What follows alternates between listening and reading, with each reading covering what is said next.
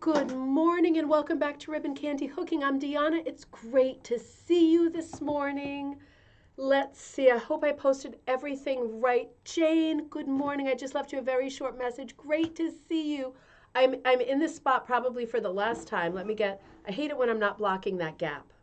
There we go. Because it's post Christmas now and I need to take all this stuff down. Oh my gosh, good to see you, Jane. Robin, I just got your message. I'll answer you in a minute. I haven't even read it yet. Um, yeah, it was an awful storm in the U.S. Lots of deaths around New York. I mean, that was a super scary. 40 something inches of snow, wasn't it? I mean, that is insane in one shot. Happy Wednesday. Starting to warm up there. Oh, that's great. I guess we're like, I think we're still freezing here, but it's not horrible. I mean, it's seasonal for what it is. Sharon, great to see you. Great to be there. I'm waiting for my issue. Yeah, oh, I bet. Yeah, I'm not sure when this came. I guess it came over the holidays when I was visiting my mom. Because Linda, I saw yours and I thought, I wonder why I haven't gotten mine. I had gotten it. It was just buried under all of the stuff for the kids and all of the boxes that came. Linda, good to see you. I hope everybody had a great holiday. If you were celebrating Christmas, it was um, exciting. I think it was. Hopefully, it was exciting. It was. I have COVID. I'm just going to say that right now, and you won't get it obviously because of the way we're working here. But it was a hard. It was a little bit of a hard Christmas because I was feeling sick. Doreen, great to see you. New Year is upon us. We will have to see. We will have to see how that goes. I'm really looking forward to 2023. Sue's great to see you. So I'm going to go for as long as I can. I think I don't, I've been sick for a long time, and part of it's like depression and pills and sleeping pills and all of that stuff. Andrea, great to see you. And you began the design like tavern signs. I love that one. That one is fun. That one is so good for you in the UK because you have the best tavern signs. We have it like all watered down tavern signs, but yours are like the truly great tavern signs. I've got a cough drop in my mouth, but I feel fine, right? I feel fine and it's fine. I just realized on Christmas that I was exhausted while we were opening presents and I had to go lay down for hours afterward. And then I stayed up late making one of those mystery puzzles where you read the mystery, the crime, and then you put the puzzle together and you don't know what it's going to look like. And once you make the puzzle, it gives you some clues, so you think you know who did it, who the baddie is, and we did, and it was fun. And I was up all night, and then when I woke up in the morning, I had to immediately go back to bed again.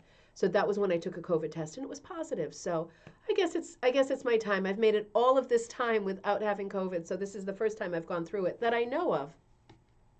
And I really am feeling fine. There's a major energy problem, so I'll see how far I can get today, and whatever we can't get to, we will save for cocktail night on Friday when I hope to feel very much better. So, anyway, I hope you all had a great holiday if you were celebrating. I hope it was exciting. I'm just looking at the monitor. I'm wondering if the monitor does things with the images behind me during the live show. I feel like maybe it's like my brain doing COVID stuff. It's turning dark and light. That's really weird. Yeah, I know, Linda. It's so weird. I mean, it's just I rarely see people, and I mean, I was in Rhode Island the other day shopping in Providence, so it could have been then. But yeah, I have to say, like, I feel fine. I was expecting it to be a lot worse, but I've got all of the boosters, so I think that helped contain it to like a set amount of days. Teddy was positive, but he's feeling fine. Jocelyn was negative. Um, I'm hoping my mother's negative. She might be getting tested today, but she feels fine, and everybody who I was with on Christmas feels fine. So that is great. Yeah. Oh my gosh, so scary, isn't it? So anyway, let's get started. I don't know how much I have in me, so let's get started. And I just want to remind you, I'm going to try to record a video today to catch up. I have been at the studio the last couple of days, but by the time I drive over and think, let's do this, I end up laying on the couch, and that's it. So today is my day for a big comeback, I hope, and work-wise. And what do I want to say? I put a few classes up that maybe you've noticed. One of them is the for New Year's Day. If you're at a loose end and you want to work on a design thing together, designing your story rug. So it is going to be like it'll probably run way over, just so you know. But we're going to be talking about composition. I'm going to give you a bunch of like ideas for frameworks and almost like if you take a writing class and there are tons of prompts, it's going to be a highly prompted class where you can share or not share. But and it will be recorded too if you're not around at that time. But it'll be a lot of prompts, and I'm going to be putting things up on the screen that you can take, share, use, not use, embellish upon, whatever you think. So there's going to be a ton of prompts. It's basically going to be a choose your own adventure, kind of Mad Libs, do it yourself, your story rug, because we're going to be dropping in things in place with your story. And it's more fun if people are sharing, but you absolutely don't have to, because maybe the story you're working at is quite private or emotional, and you don't want to like pop the cork on that, right, on like a live Zoom. Totally up to you. So it'll be a fun class. That one's there. And then, of course, the designing like the Book of Kells, which is an all Celtic class, not work, text, mythical beasts, illuminations, all kinds of fun medieval stuff in that class coming up. And oh, the braided rug class. Oh, I should have had that rug with me. Do I have that rug with me? I don't. The multi-strand. It's called the Elusive Multi-Strand Braided Rug. I put that class up last night, and that you can take it as a kit or without if you're like Linda Ann wrote and said, you know, in Canada it's going to be a lot to ship the supplies for that because it was like X amount of weight in T-shirts, right, that are already cut up and wound into balls for you. But I'm teaching it using T-shirt material because it's less expensive, a little bit more stretchy and flexible, and I think you just out of the gate come out with a better looking rug. But you can, of course, do it with wool or whatever you want to. I would try it first in a less expensive material than wool. But braiding a multi-strand for me is the absolute pinnacle because it's easier in my mind than braiding a traditional three-strand. It's the form that I chose with the first book that will be coming out in May. I chose a multi-strand for the braided chapter as opposed to a traditional because while everybody knows how to braid the traditional, right, the multi-strand works pretty much the same way. It is sometimes called the braided in rug because you are starting with three strands, but you quickly move up to like 5, 8, 10, however many you want. And that we'll talk about all that in class. And it sounds bewildering, but it's super, super easy. It is super easy. And then you eliminate at the end the fun of lacing. In other words, sewing your braid to itself, um, with thread, right? So that's called the lacing part. But for me, nothing on earth is going to get me to lace at this moment. So I love the multi-strands because they braid into themselves, and there's no lacing or sewing at the end. Once you've done, you've done. And you'll find in class that the more strands you add, right? Because it's a mental seesaw of a game, right? It's a game that you play with yourself. Huh, I've got 5 strands. Should I move to like, let's say 8? And then you're thinking, oh my God, it's going to look like the Cthulhu monster with all of these strands all over the place. Is it going to even be possible? And you're psyching yourself out because it actually works exactly the same way, whether you have 3 strands or 10 strands. So it'll be funny to see in class, how many people can work themselves up to going for more strands because when you go for the most strands, when you push your luck, you end up braiding every round like a couple, 2 or 3 inches thick each round. So that's how fast it gets going, right? Once you start getting the nerve to add those strands. It's going to be a super fun class. It is going to be fun, Jane. I'm really excited because I love doing that style of rug, and it works up so fast. And you can do mixed materials in there too, right? It doesn't have to be all braided, but it's going to be a lot of fun. So those things are there, and I am going to put out. I started working on the dragon. I think he's in the other room, so I'll show you tomorrow. I started working on the Chinese dragon for Chinese New Year later in the month of January. So I'm going to show you my progress on that because I'm making some color choices. And I'm making some. Jacob designed it, so he's making the others. I'm trying to see if he will get on board with taking this apart. This is something I knitted ages ago that it's just bad. It's just bad knitting. It's like one of these shoulder capelet things, but I really like the colors in it, possibly for the Chinese dragon. We'll see. So I'm working on that, and that's out. Oh, and starting in January, we're going to be putting out like I got to think of what to call it. I'm trying to think of what I called it before. All the fancy fibers. I've done some packs of just fancy fibers, but I'm going to do a combo every month with like X amount of dyed wool, solid wool, spot dyed wool, with some different yarns and some of the fancy fibers that are taking over the studio. And I'm going to do a set amount for each month. So I'll say, like, I have enough to do 20, and once that's it, that's it. So in January, I think the theme is going to be something like um, resolutions and reveries, something like that. Beginnings, you know. So I'm thinking about my color palette for that, doing something nice and wintry. So those will come out monthly, probably in place of a swatch set. I'll be doing this year. And a bunch of people wrote and said, am I returning to kit of the month this year? And I am returning to kit of the month this year. Right through the year, I promise. That'll be good for beginners, be good for people who want to hook or punch or do applique or whatever. And I'll be teaching the kit of the month every month as well. So all of that is coming up. I'm just trying to get beyond this tiredness of the COVID and dig in a little bit and get these products out before January hits, but they are well on their way. Sherry, thank you. You know, I had that really bright color in it when I first dyed it. It's the unicorn color. And it's funny how it fades over time. I kind of like the fade. It's like, yeah, it like changes into a color that you can't describe. It's way brighter than it looks. But thank you. I really like it too. It's definitely brighter. Yeah, it's definitely brighter than it looks. Thanks for noticing.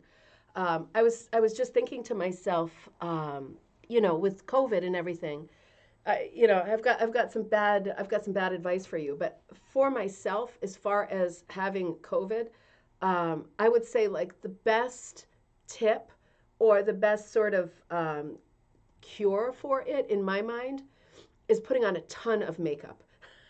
I know that's like doesn't sound right, but I'm just thinking as soon as I put makeup on today, I felt better because I saw my face when I passed the mirror and I thought, you don't look like you did yesterday or the day before. And I'm thinking, you know, even if you're not a makeup person, do bottom shelf at the pharmacy, like Wet and Wild. Go to the pharmacy, get some cough drops, get some juice, get some whatever, get another COVID test, get a bunch of Wet and Wild makeup and slap it all over your face. And every time you see yourself, you'll probably say, oh, it's not that bad. It's a weird kind of placebo, isn't it? All right, let's get going on this. Oh, exciting. It's going to be a series of classes or a one of.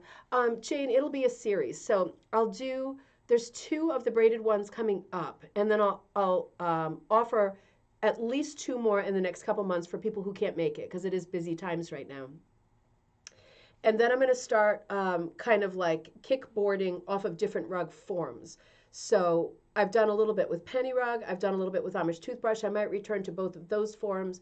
I might do locker hooking. I shouldn't have made that face. It's not my favorite, but it might be your favorite. I know how to do it. We might as well do that.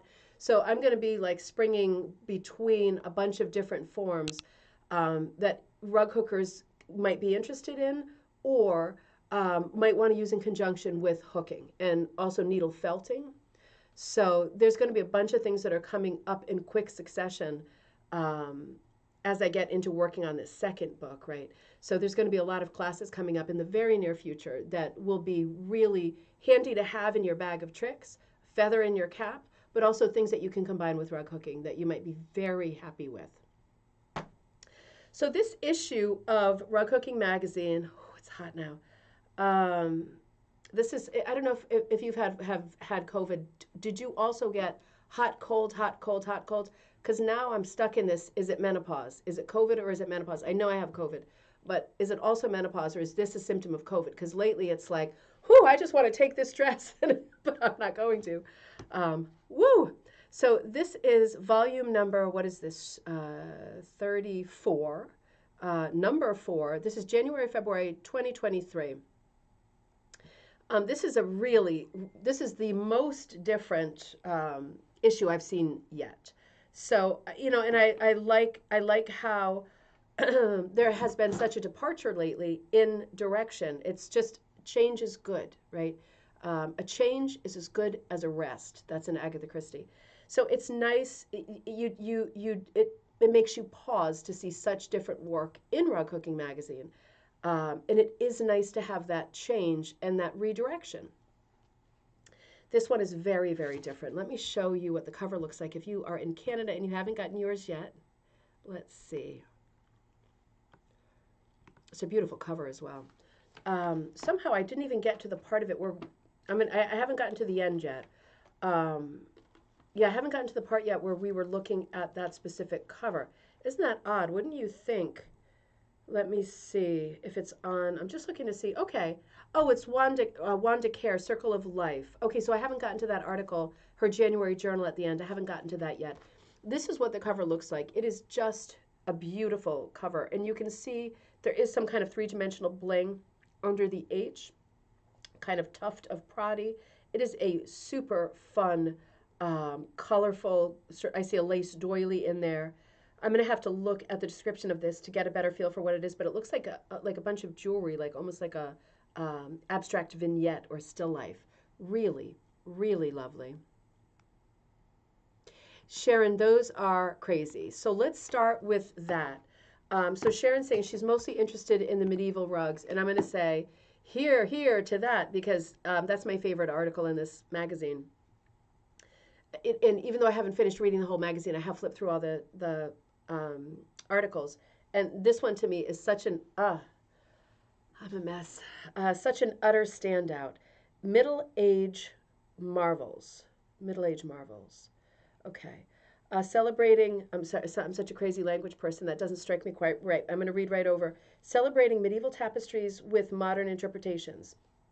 This is an amazing idea. Wait till you hear Judith M. McLean. Let's go directly there.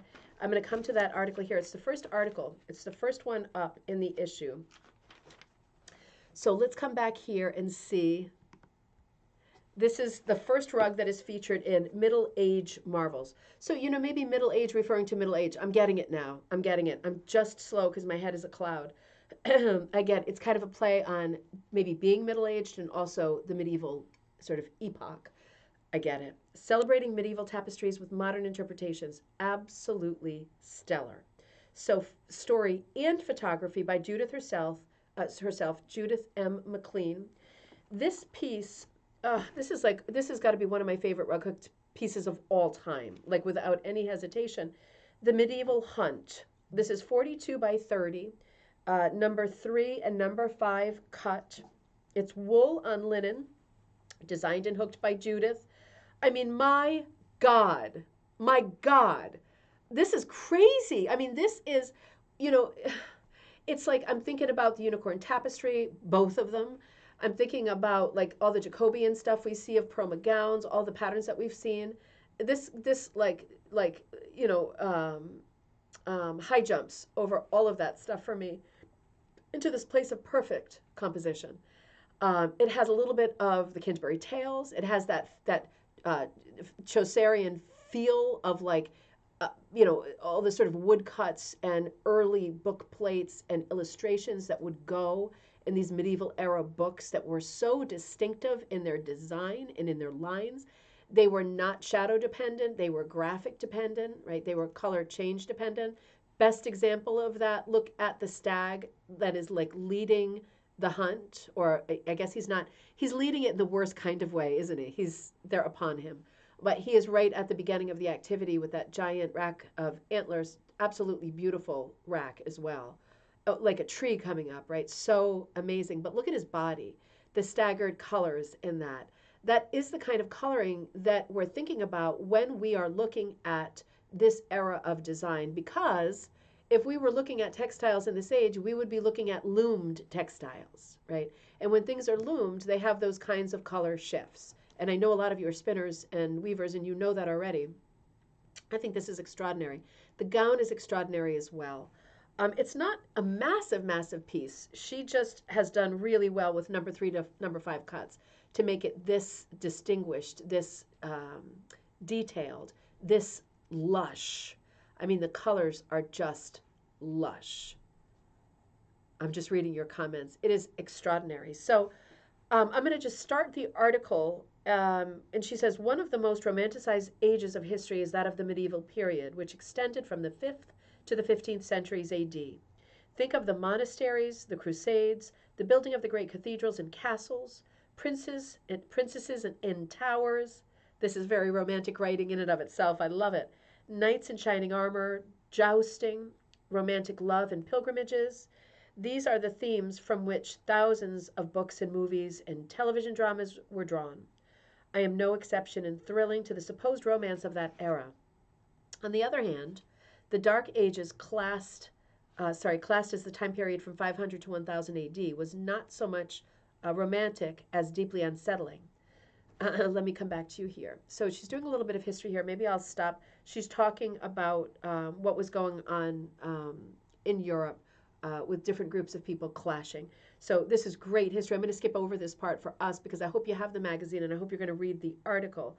But I love and appreciate she is giving you a good amount of description about the Middle Ages, the High Middle Ages, the Crusades, everything that was happening culturally that was creating huge shifts, and also fusions of cultures as people conquered other people, right? That's always going to be a thing.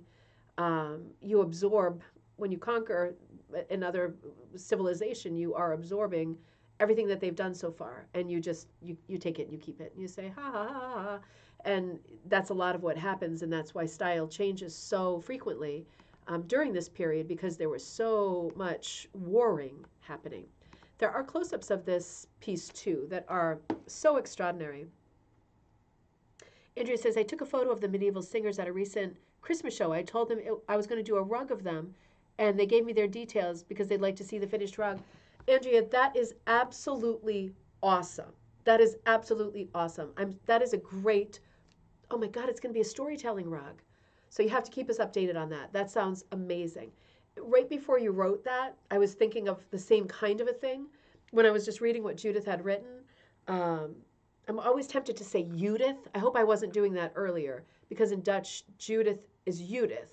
And one of my best friends is named Judith, so I hardly ever say Judith, but hopefully I didn't say it wrong. You know what I mean, right?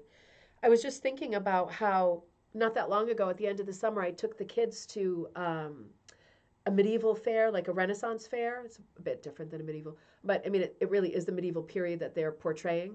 And it was super fun. I'm sure I told you about it, but I'm going to have to look back at the photos, and I hope I took enough photos, because that would be a great opportunity to take photos like of jousting. There was jousting happening, to make a rug out of that, because it's like it's our only opportunity to get a window into that time period and the things that they were doing for sport, for fun, for culture. The sort of hierarchy, the manners, all of that stuff is represented at those fairs as people promenade past, and this one is standing in front of that one, and it sort of declares the rank of all, and then all of the vendors selling all of their awesome stuff makes for great rug designs too. That's a great. We had the same idea, just taking photographs of stuff that when you see it, particularly if it's out of time, like if it's a cultural reenactment or something that strikes you as being a little bit out of time, take a picture of it, capture it, like in a finite way with your camera, with your phone, and then in a weird way, not to be awful, but you own that, right? It's part of your memory museum. You own it. And I mean, we are just walking bags of memories with all of our memory museum stuff in it. All of your summers, all of your holidays, all of the births, all of the deaths, the good stuff, the bad stuff. It's just a walking bag of all of this stuff. And that's where the great stories come from too. But you should be able to access the best of that to create rugs that are really meaningful for you. That is the definition of a story rug. I'm sure there's a shorter definition, but that's how I think about it, Jane, what an amazing rug, hooked beautifully. It is beautiful. I'm going to come back to it. Yep, that is a great idea. Keep us updated on that. Pictures, pictures, and more pictures, right? They're the best kind of references for working on your design. And then you don't have to worry, oh, is it copyright free or not? Well, no, it's fine. You took a picture of it. It's your picture. You can get going on it. You know how I feel about that. I get so triggered by that. And another beautiful close-up of the same rug, the medieval hunt. This is just stunning. I love the softness that she's put into the faces, too. They have the big eyes, right? Like, they have the big eyes, almost like little dolls. They're so expressive.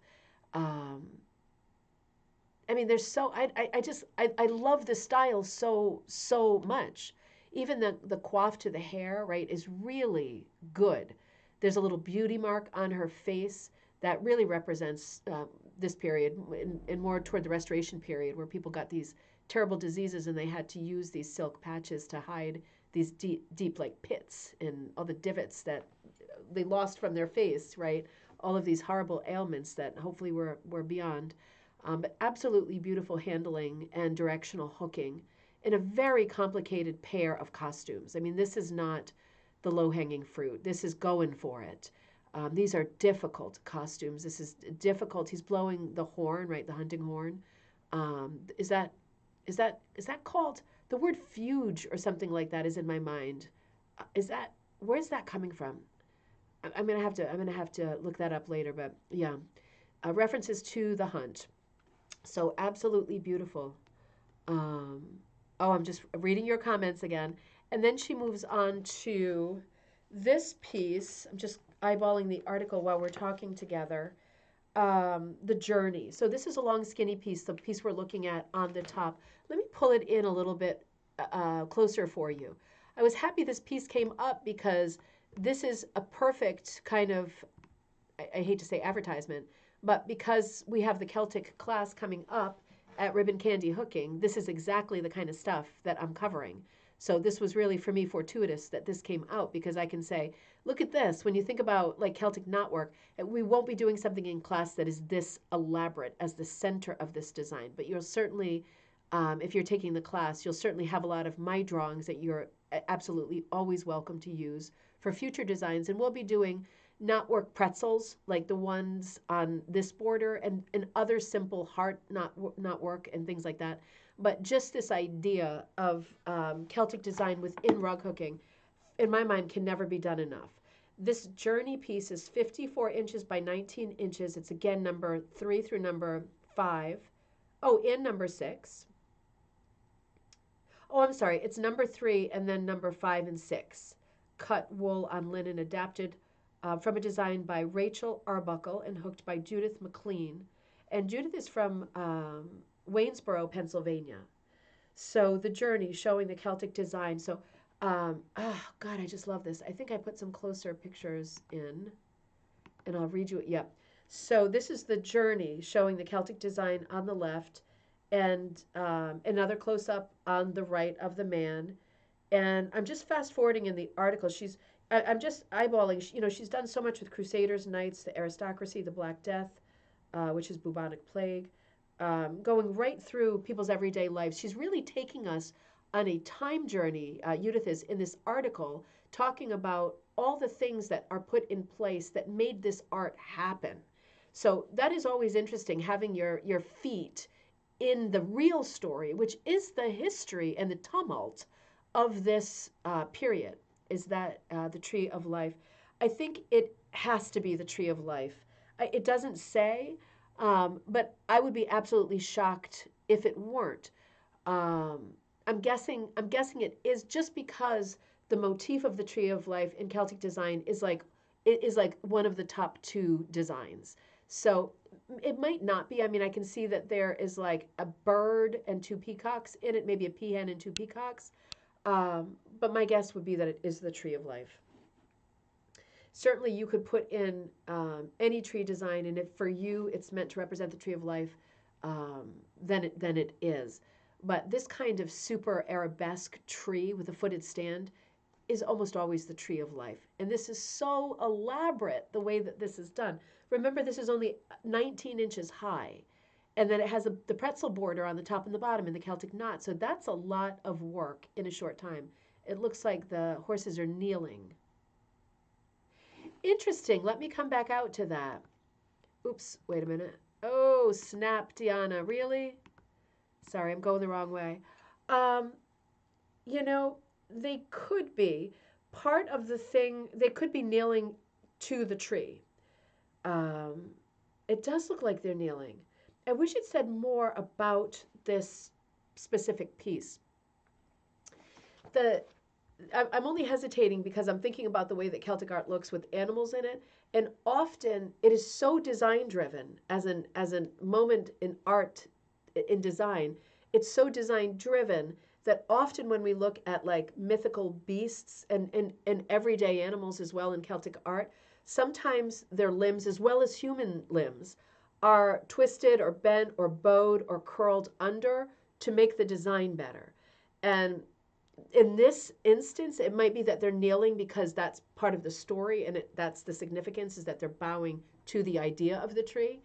But sometimes with Celtic art, it's just that you're working within a golden rectangle shape, and the legs just ain't going to fit, and so they turn them sideways and loop them up, as you would with illuminations. Because if you can picture illuminations, all the odd places they would appear in a book, long skinny rectangles going down at the beginning of a letter, beginning of a chapter, and skinny horizontal landscape orientation of designs. Things get lopped off and things get curled under. They don't like cropping in Celtic art.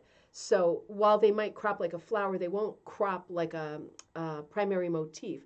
And then you get this weird bending and nodding of everything. And that's part of the charm of this form.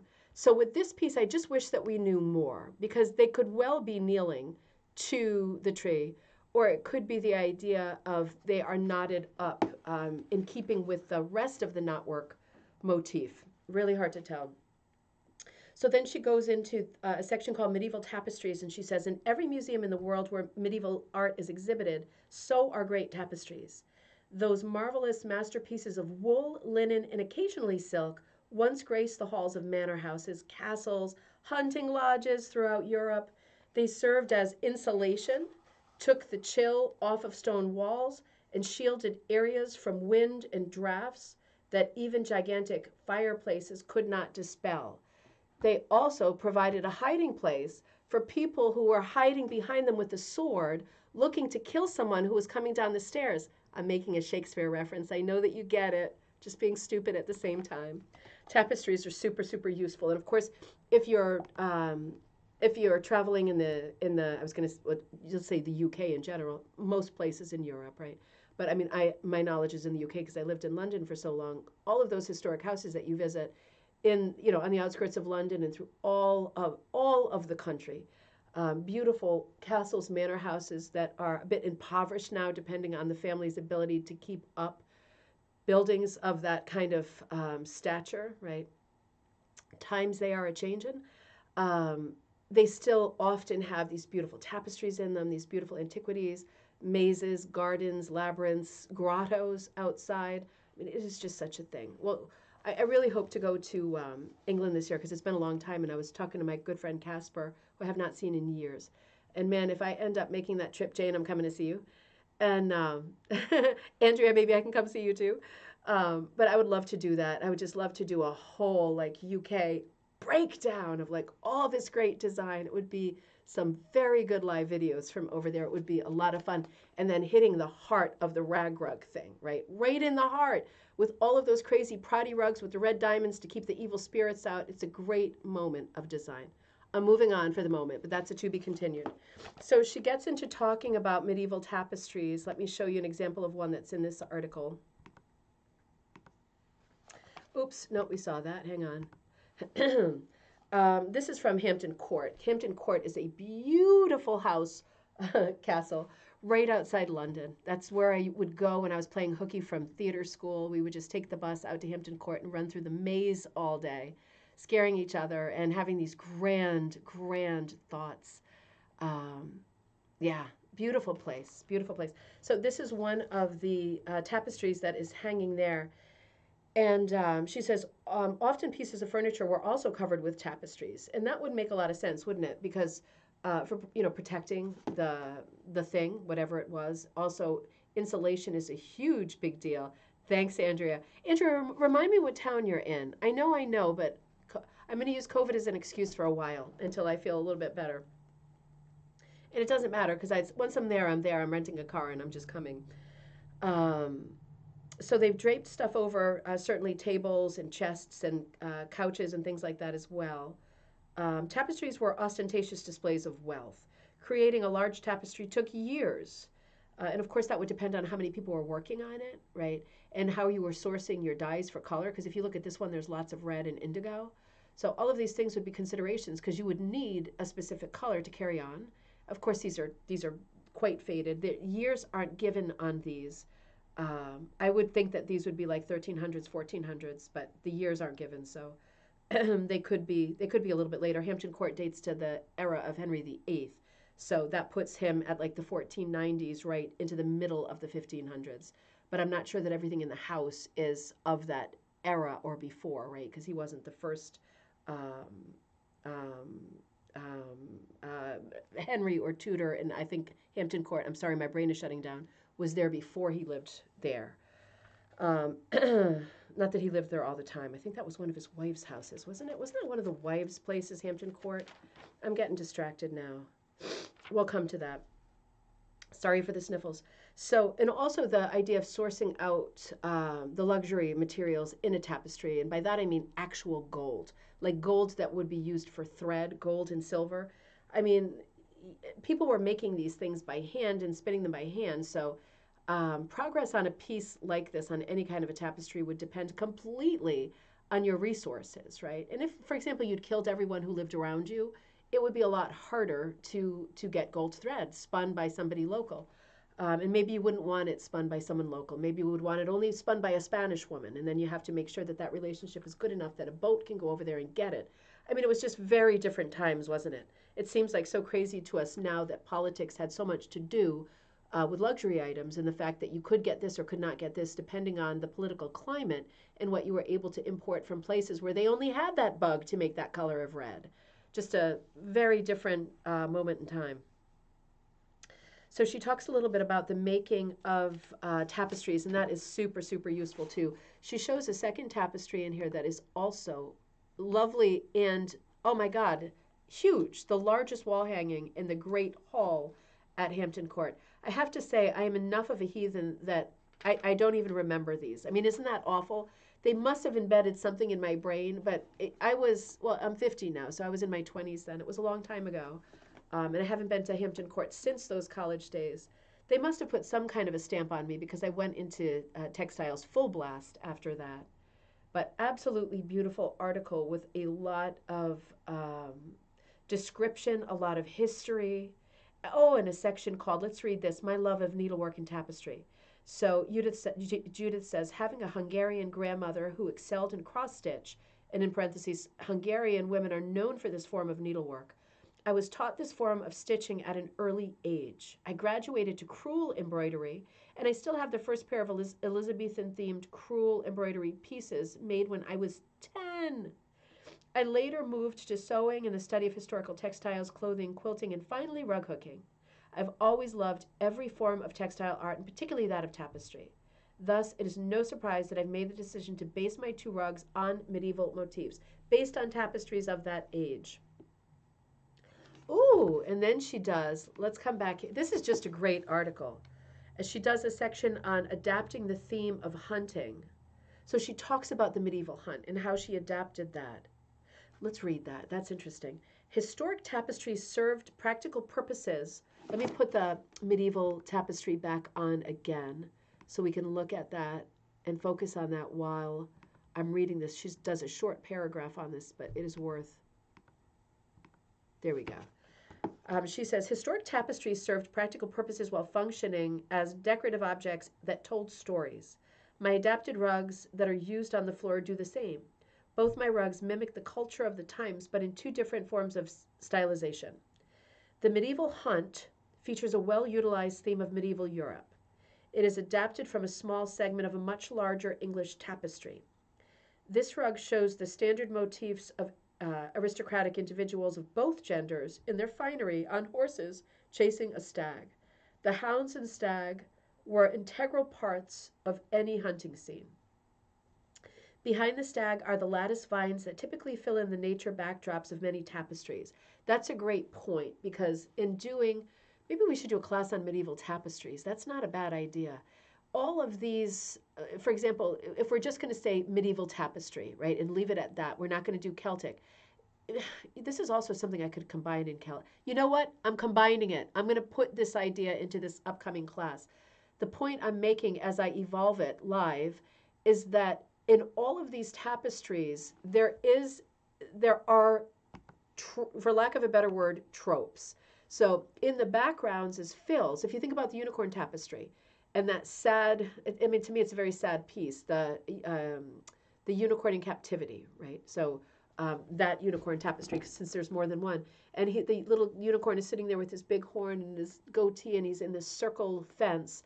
And the entire composition is compartmentalized. So while the whole composition is filled with sprigs of plants, and there are thousands that are represented, if not more. I want to do a whole thing on this subject because it's so interesting.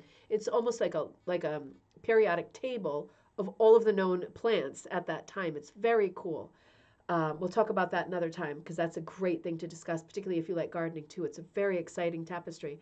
But that is compartmentalized in a way that they said, this is the main motif. We want people to look at this first, but we need a way to fill the other places in it. And this is how tapestries work. So there are components in the backgrounds of all tapestries, not always the same, but only a handful, because how many can there be?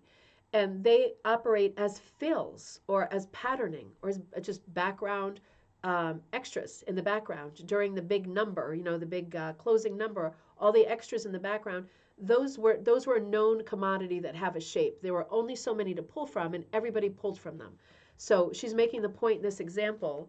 Let me come back to her writing that the fill of the nature backdrops. So she's talking about the trees. She's talking about the horizontal kind of what looks like a ribbon scrolling or a kind of Celtic scrolling on the ground. These are fills that were very typical for that time period. So it just becomes a question of spin the wheel. Which fill do you want? Which fill makes sense? The on top of the deer's antlers, I see what look like, and I'm sure they're not because I think it represents a tree there, but the Celtic work often is filled with patterning of four-leaf clovers, and they look just like that, except one of them is not four-leaf, so I don't think that's what's going on. But the one that's four, they look just like that. They can fill whole sections, almost like you've got your paint.net open, you want to do a whole fill of four-leaf clovers, or of those vertical trees that are cut in half color-wise, right, with those spiny little spokes coming off of them rather than big, lush trees, because you don't want more color, right? You just want structure to hold up that corner of the composition. This is all stuff we'll talk about in the Celtic design class. I think that's a great point. Carrying on with what Judith said, she says, what differs in my adaptation, though, is that I used charcoal black wool as a background instead of the more customary blues and greens. I did this as the rug was so busy that I didn't want to obscure the main focus, which is the pair of riders, stag and hounds. For the border, I used a quilt stencil to create a finished look to the rug. I think that is so brilliant. I was looking at that border and thinking that does not look like a medieval design to me. So I think it is absolutely extra charming that it's a quilt design, right? Because it ties in one of Judith's other great loves, quilting. Trying to render such small and meticulous details was difficult, even with a number 3 cut of wool. I bet, because this is a masterpiece. And yeah, tapestries do typically have the. Oh, Andrea says I've got a thing for the Green Man. I think it would make. Oh, Andrea, can you share that with me? Because that's a coming up. I want to do a Green Man too. I love the Green Man.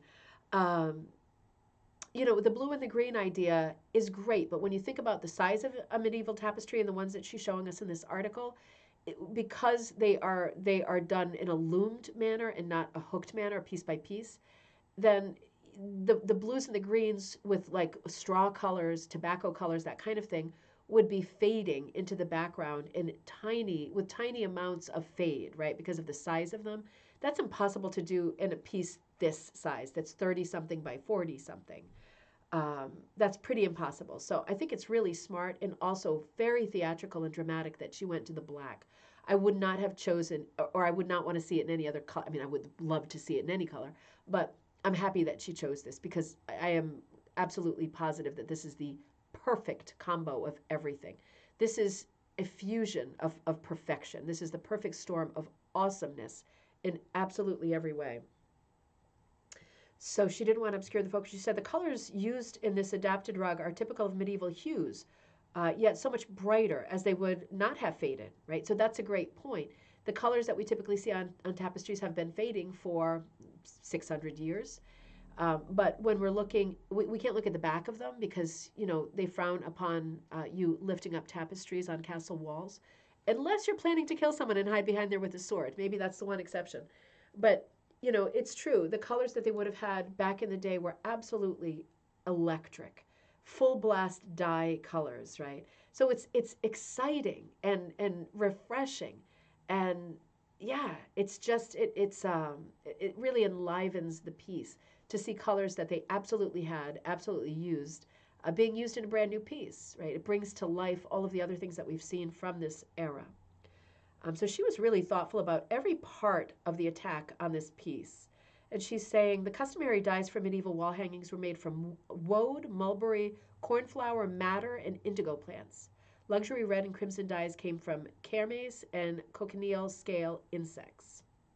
I attempted, by the way, to remember, and I'm just going to stick it out there in case you're interested, if you like this subject, last year I did a great recorded video, might have been the year before because we were not together, uh, with my sister, who is like in the restoration department at Yale working on really important paintings and mixing colors with these original pigments. And we did a long video on the difference between dyes that are made for fabric, textile dyes, and dyes that are made for paint. So, in other words, to be incorporated into a pigment with a paint base rather than poured into water and having material, um, sunk in and dyed, right? Completely different process. But there is a lot of overlap of the colors that we used in that whole video. It's a long video, it's like a full length show.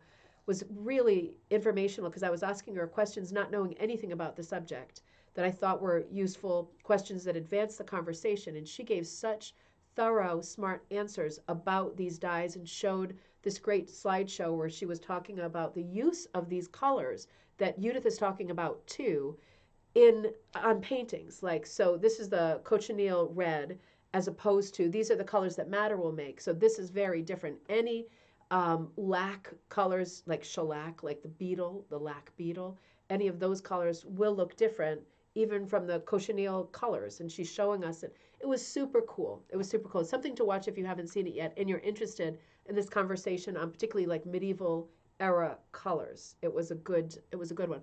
I also have to say, as a sideline, have you seen the movie The List of Adrian Messenger? And the only reason I say that is because I've been looking at this picture of the hunt. The book is better. The movie is great. All-star cast. You will not believe it. You will not believe all the people in this cast. It's a black and white movie. The List of Adrian Messenger. It's one of my all-time favorite movies. But the climax of the movie happens during a hunt. That's what keeps making me think of it. Frank Sinatra is in it, right? There's a lot of cameos in it. A very young Frank Sinatra. You should look it up. It's really, really good. Oh, okay. Andrea says, I do like a really dark black background. It reminds me of barge toll work. Barge toll work. I don't know barge toll work. I'm gonna have to look that up. Barge toll work.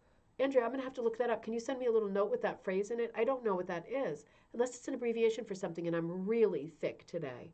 Interesting. Rabbit hole. Let me see if she says anything else on this. Okay, let's go to the next one because I think she's going to talk about her other rug next. I'm getting really late in this episode. I'm sorry I'm moving so slow. This is the hazard of not feeling well. Super distracted. Hold on just a minute. Let me bring you out of here and maybe back here. Oh, I made it. I'm just going to pull it to the middle a little bit. I made it large, didn't I? So she talks about, let's see, I attempted, oh, this is interesting. No, we got to come. She said, this is interesting. So we were talking about like all the kinds of gold fibers and stuff that would have to be incorporated in something that was meant to hang in a palace that was used by members of the royal family, right? They would have the best of everything. So she's tackling this aspect of it too in her hooked rug piece and saying, I attempted to incorporate metallic gold in the clothing of the nobility in this rug adaptation as well as in my Celtic rug as it was common to use gold threads in the weft fibers of medieval tapestries. It was not an easy endeavor to find or use metallic gold in my rugs. I took a piece of fabric that was metallic gold on the front with a gray flannel backing. This backing gave some stability. I'm going to show you this. She put a picture of this into the article, and let's look at this together because this is quite important. And we've made this point before, but it's always worth a refresh. So this is the image that she's showing you. And the point that she's making is, if you want to get that luxury look of having a metallic fiber running through your piece, um, you want to think about materials that you can use that make sense.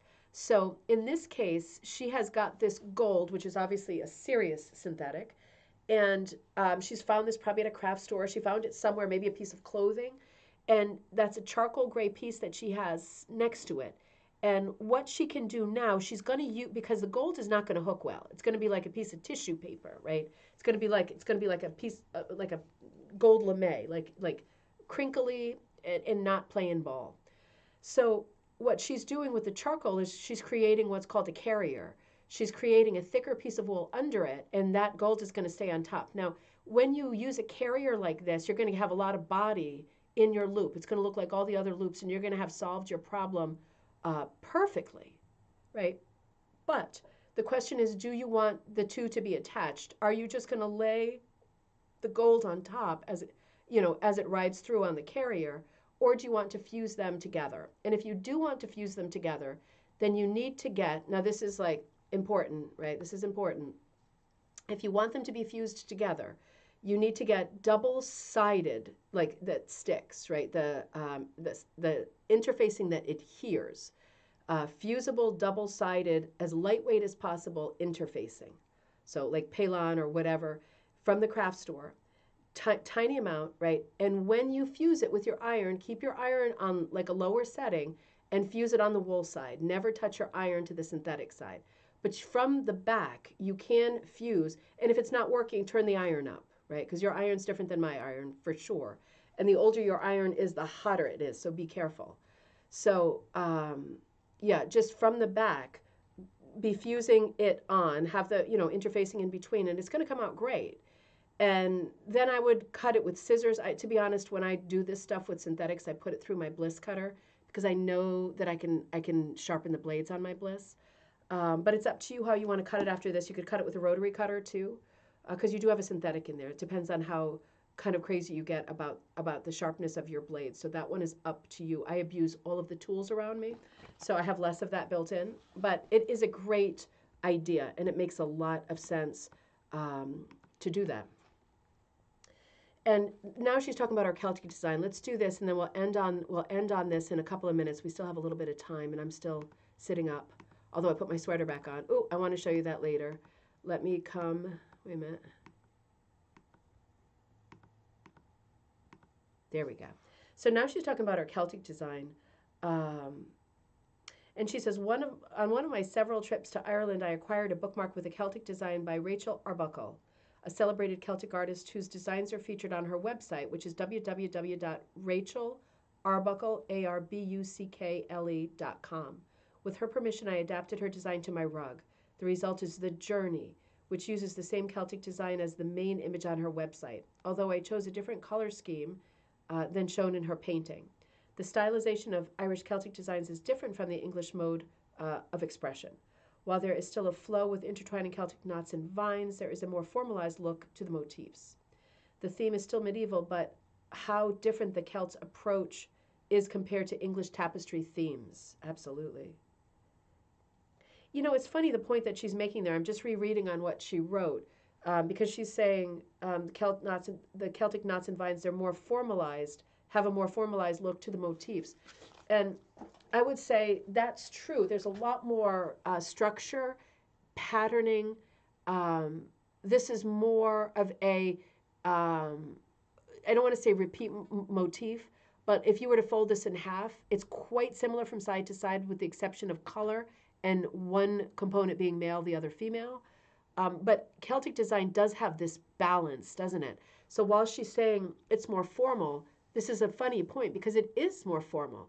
Look at the pageantry of the design here in all of the knots. It's like formulaic, isn't it? And there's even some embedded, there's a Celtic head on the left, like an animal head right in the corner there.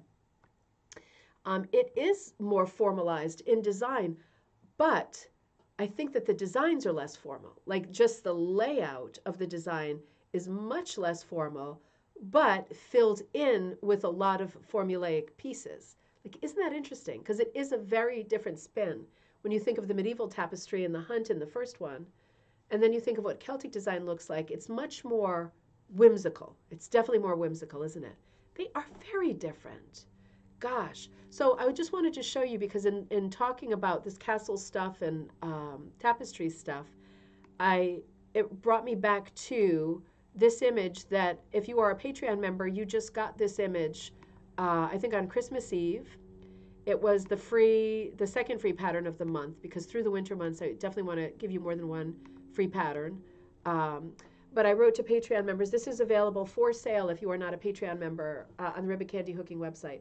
And it's just, it's something I did in pen and ink while I was in college, or I was about to go to college for clothing design. So that was many years, just not for clothing, not for fashion, but for costume in London. And I was obsessed with looking at castles and stuff. And I'd already vacationed a few times in the UK by myself with money I saved waitressing.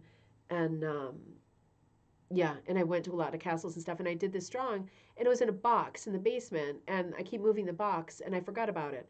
But the quote has, so I really want to do this soon if I can. I really want to do this.